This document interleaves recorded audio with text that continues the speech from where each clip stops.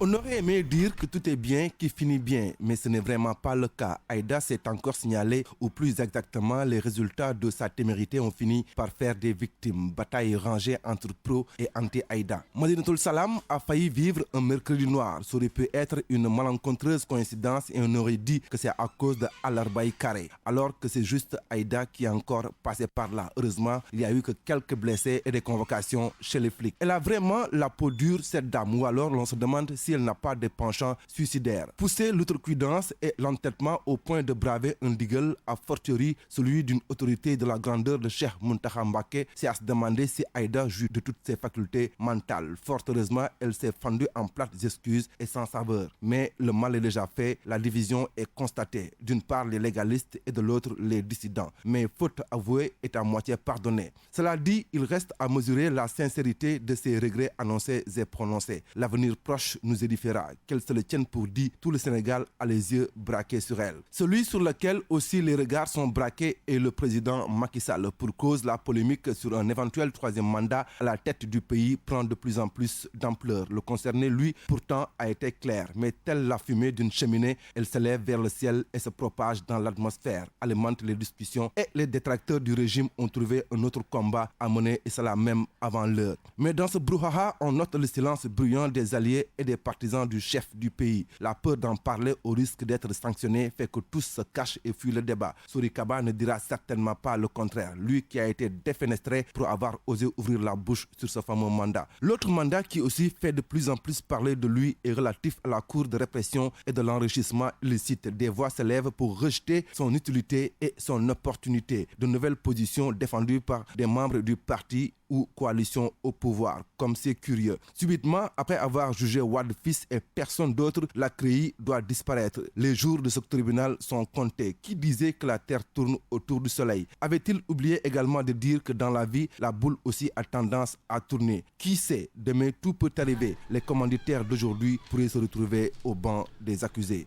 Juma Moubarak.